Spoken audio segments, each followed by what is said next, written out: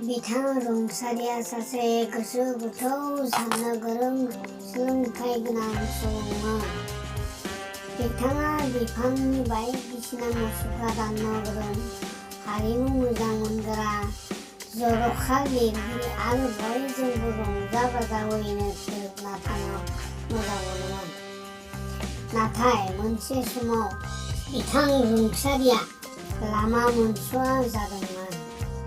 बेखौनो नुनानै मिथिनानै महामारिनि फरायना धीरा बसुमतारिया गावजों अराय समनि थाखाय सुरि खालामना लानानै गोजोन संसार जाहैनायनि समावनो मेगन गोसाया अबथिरा बसुमतारिनि जिउखौ अराय समनि थाखाय अनजालि बिसि आरो फिसाज्लाखौ लोगोसे देहाखौ अराय समनि थाखाय एंगारलाङो।